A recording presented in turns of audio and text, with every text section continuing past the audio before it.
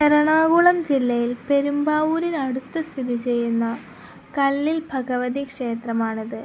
നിലം തൊടാതെ നിൽക്കുന്ന കല്ലുകൾക്കുള്ളിലാണ് ഭഗവതി ഇരിക്കുന്നതെന്നാണ് വിശ്വാസം. പലരും പല ആഗ്രഹങ്ങളും സാഫല്യത്തിനായിട്ട് ഇവിടെ വരാറുണ്ട്. പല ചരിത്രങ്ങളും ഐതിഹ്യങ്ങളും ഉറങ്ങുന്ന ഒരു അത്ഭുത ക്ഷേത്രമായാണ് കല്ലിൽ ഭഗവതി ക്ഷേത്രം അറിയപ്പെടുന്നത്. അപ്പോൾ അധികം വൈകാതെ തന്നെ നമുക്ക് ക്ഷേത്രത്തെപ്പറ്റിയും ഐതിഹ്യങ്ങളെപ്പറ്റിയും അറിയാം.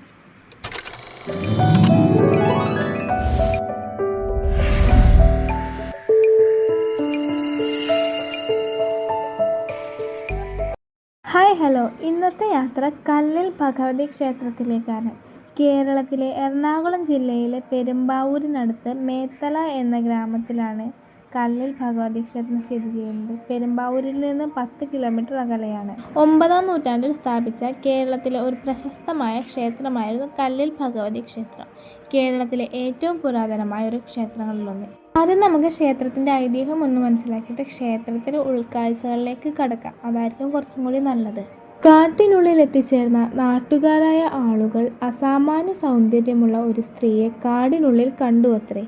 കല്ലുകൾ കൊണ്ട് അമ്മാനമാടിക്കൊണ്ടിരുന്ന അവരെ അടുത്ത് ചെന്ന് കാണുവാൻ ചെന്നപ്പോഴേക്കും ആ കല്ലുകൾ മുകളിലേക്ക് വലിച്ചെറിഞ്ഞ് ഗുഹയിൽ ഒളിച്ചിരുന്നു. ചൈതന്യവതിയായ ആ സുന്ദരി കല്ലിൽ ഭഗവതി തന്നെയാണെന്നാണ് വിശ്വാസം. മുകളിലേക്ക് വലിച്ചെറിഞ്ഞ കല്ല് മേൽക്കൂരയായും താഴേക്ക് പതിച്ച കല്ല് ഇരിപ്പിടമായും മാറിയെന്നാണ് വിശ്വാസം. ഇതാണ് ക്ഷേത്രത്തിൻ്റെ ഐതിഹ്യം. 28 ഏക്കർ വിസ്തീർണമുള്ള ഒരു കാട്ടിലാണ് ഈ ക്ഷേത്രം സ്ഥിതി ചെയ്യുന്നത്. ഒരു വലിയ പാറയുടെ മുകളിൽ പണിത ഈ ക്ഷേത്രത്തിലെത്തുവാൻ 120 പടികൾ കയറണം. മുകളിലേക്ക് ചെല്ലുന്തോറും പാറക്കല്ലുകൾ കൂടുതലായി കാണപ്പെടുന്നുണ്ട്. ഗുഹാക്ഷേത്രമായതിനാൽ പതിവ് ക്ഷേത്രങ്ങളിലേതുപോലെ പ്രദക്ഷിണം ചെയ്ത് ശ്രീകോവിലിനു പിന്നിൽ ചെന്ന് ദർശനം നടത്തുവാൻ ഇവിടെ സാധിക്കില്ല. ഭഗവതിയെ പ്രദക്ഷിണം വയ്ക്കുന്ന ഭക്തർ ശ്രീകോവിൽ സ്ഥിതി ചെയ്യുന്ന കല്ലിനെയും കൂടിയാണ് പ്രദക്ഷിണം വയ്ക്കുന്നത്. ഈ അമ്പലത്തിലെ ഒരു വിശ്വാസമാണ് കല്ലുകൾ ഇങ്ങനെ മുകളിലേക്ക് അടക്കി വെക്കുന്നത്. ഏത് നടക്കാത്ത വീടുപണിയും ഇങ്ങനെ കല്ല് അടക്കി വെച്ചാൽ നടക്കുമെന്നാണ് ഇവിടെ ഉള്ളവരുടെ വിശ്വാസം. ശരിക്കും ആ അമ്പലം ഒരു അത്ഭുതം തന്നെയാണ്. കാരണം ഈ ഒരു കൂറ്റൻ പാറ ശരിക്കും നിലം തൊട്ടിട്ടില്ല.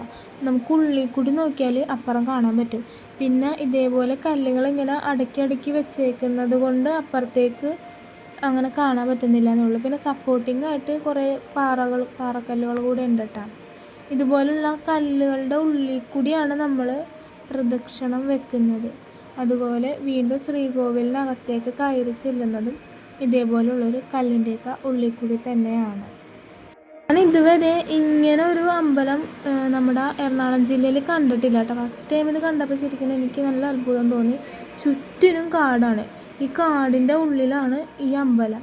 ഒരുപാട് ആൾക്കാർ അവിടെ ഉണ്ടായിരുന്നു കേട്ടോ. അതുപോലെ ഇവിടുത്തെ പ്രധാന പ്രതിഷ്ഠ ദുർഗാദേവിയാണ്. ഒരു പാറ തുറന്നുണ്ടാക്കിയ ഗുഹയിലാണ് ഭഗവതിയുടെ പ്രതിഷ്ഠ. പഞ്ചലോഹ കവചം കൊണ്ട് വിഗ്രഹം മൂടിയിട്ടുണ്ട്.